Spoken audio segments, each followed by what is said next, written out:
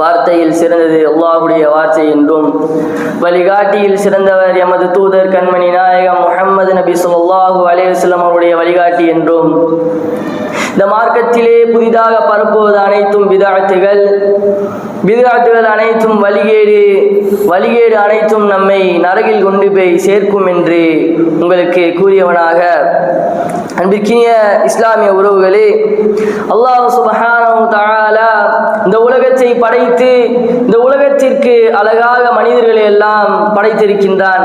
அந்த மனிதர்களை படைத்து விட்டு அவன் சொல்லக்கூடிய ஒரு நோக்கம் அவனுடைய திருமறையிலே கூறி காட்டுகின்றான். இந்த மனிதர்களை நாம் எதற்காக படைத்திருக்கின்றோம் என்பதை, வமா ஹலகுல் ஜின்ன வல் இன்ஸ இல்லா லியஅ்புதூன், மனித இனத்தையும் ஜின்னினத்தையும் நாம் எதற்காக படைத்தோம் என்று சொன்னால் என்னை வணங்குவதற்காக அன்றி வேறு எதற்காகவும் படைக்கவில்லை என்பதாக நம்முடைய இறைவன் திருமறையிலே கூறி காட்டுகின்றான்.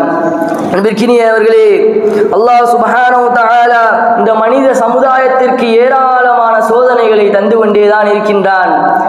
அந்த சோதனையின் மூலமாக என்னுடைய அடியான் என்னை நெருங்கிவிட மாட்டானா, என் அடியான் என்னிடத்திலே வந்து பேசிவிட மாட்டானா, என்னுடைய அடியான் என்னிடத்திலே ஓடி வரமாட்டானா என்பதாக தன்னுடைய இறைவன் என்ன செய்கின்றான்? நம்முடைய இறைவன் நம்மை அழைத்து கொண்டே இருக்கின்றான்.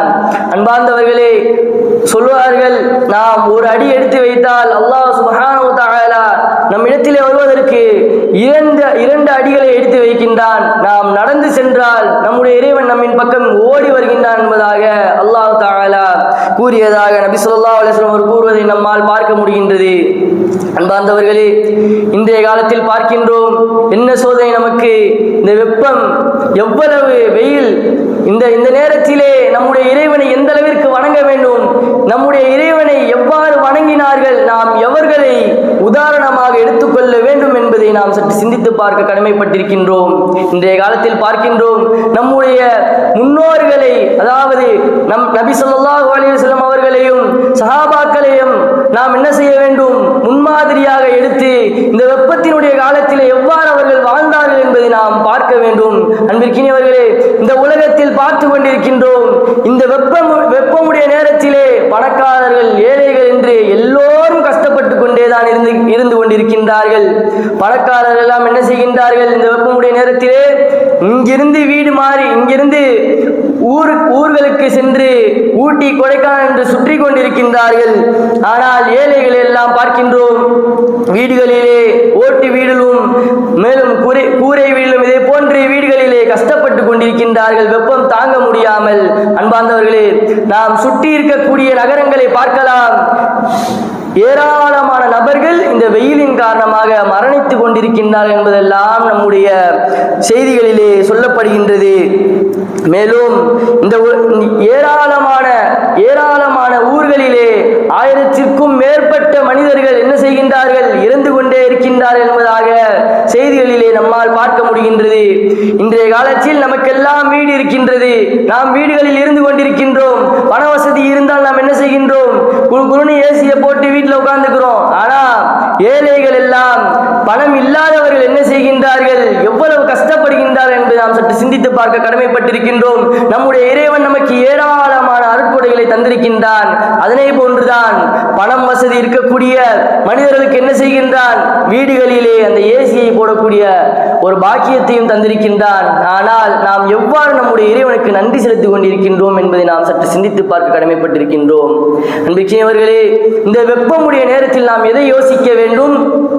எந்த நிலையை யோசிக்க வேண்டும்? அல்லாஹ் சுப்ஹானஹு தஆலா இடத்திலே நரகம் என்ன செய்கின்றது? வாதாடுகின்றது. என்னுடைய இறைவனே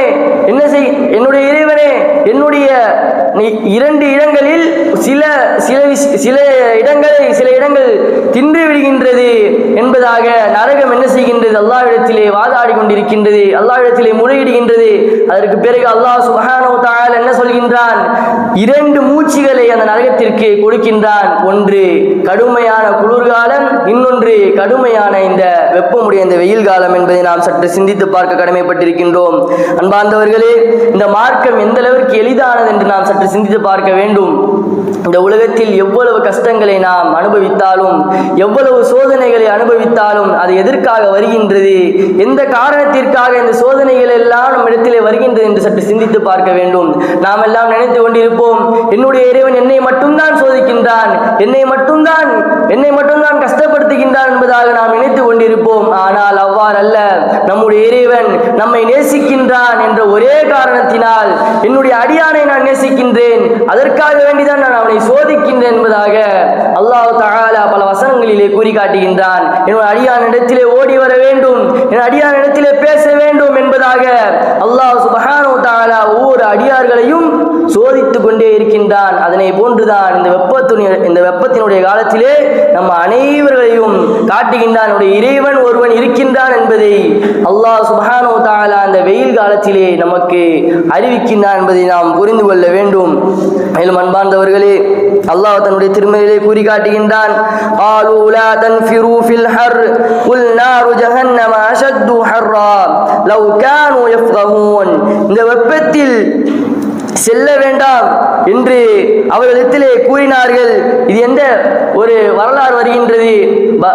பத்ரு போர் அன்று சஹாபாக்கள் எல்லாம் என்ன செய்கின்றார்கள்? இந்த வெப்பத்தினுடைய காலத்திலே இருக்கின்றார்கள். மிக கடுமையாக இருக்கின்றது வெப்பம் எல்லாம். வெப்பம் இருக்கும் பொழுது அவர்கள் ஒரு சில சஹாபாக்கள் எல்லாம் யோசிக்கின்றார்கள், இந்த ஈமான் இல்லாதவர்கள் எல்லாம் யோசிக்கின்றார்கள். என்ன யோசிக்கின்றார்கள்? போரிற்கு செல்ல வேண்டுமா, எப்படி பின்வாங்கலாம் என்று ஒவ்வொரு விஷயங்களையும் யோசித்து அதிலிருந்து பின்வாங்கக்கூடியவர்களாக இருந்தார்கள். ஆனால் அல்லாஹ் தஆலா அந்த வசனத்தை இறக்குகின்றான், அவர்கள் போர்களுக்கு செல்ல வேண்டாம் என்று நாம் கூறவில்லை என்பதாக அல்லாஹ் தஆலா இந்த வசனத்திலே கூறி காட்டுகின்றான் என்பதை நாம் புரிந்து கொள்ள வேண்டும். அன்பார்ந்தவர்களே, இன்றைக்கு பார்க்கின்றோம், சஹாபாக்களுக்கு போரிற்கு செல்லாமல் இருக்க வேண்டாம் என்பதாக அல்லாஹ் இந்த வசனத்தை இறக்குகின்றான். ஆனால் நம்ம எத்தனை பேர் இந்த வெப்பத்தினுடைய காலத்திலே எம்முடைய இறைவனை நான் வணங்க வேண்டும், எம்முடைய இறைவனை எனக்கு கொடுத்த அருட்கொடைகளுக்கெல்லாம் நான் நன்றி செலுத்த வேண்டும் என்பதற்காக நம்ம எத்தனை பேர் அனைத்து வக்திற்கும் இந்த பள்ளிவாசலின் பக்கம் வந்திருக்கின்றோம் என்று நாம் புரிந்து கொள்ள வேண்டும், சற்று சிந்தித்து பார்க்க வேண்டும். அன்பார்ந்தவர்களே, இந்த உலகத்தில் எவ்வளவு சோதனைகள் வந்தாலும் நாம் எல்லா விஷயங்களுக்கும் அல்லாஹ்விடத்திலே தான் கரம் ஏந்தக்கூடியவர்களாக இருக்க வேண்டும். அவ்வாறுதான் அல்லாஹ் நமக்கு கட்டளையிட்டிருக்கின்றான். நம்மில் என்ன செய்கின்றோம்? அனைவர்களும் இந்த வெப்பம் வந்துவிட்டது, கடுமையான வெயில், வேலைக்கு செல்ல முடியவில்லை, வெளியே எங்கே சென்றாலும் ஒரே வேர்வை, ரொம்ப கஷ்டமா இருக்குங்க அப்படின்னு புலம்பக்கூடிய நபர்களாக நாம் இருந்து கொண்டிருக்கின்றோம்.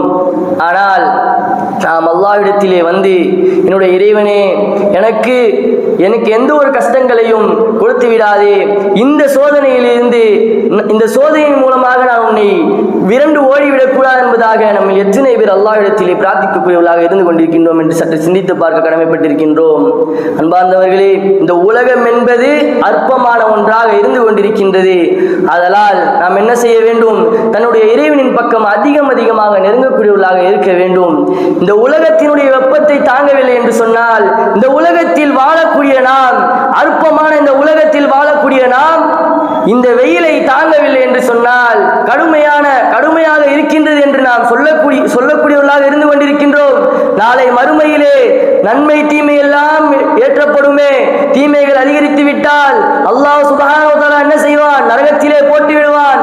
அந்த நரகத்தில் எவ்வாறு நாம் தாங்கக்கூடியவர்களாக இருக்க போகின்றோம் என்பதாக நாம் சற்று சிந்தித்து பார்க்க கடமைப்பட்டிருக்கின்றோம்.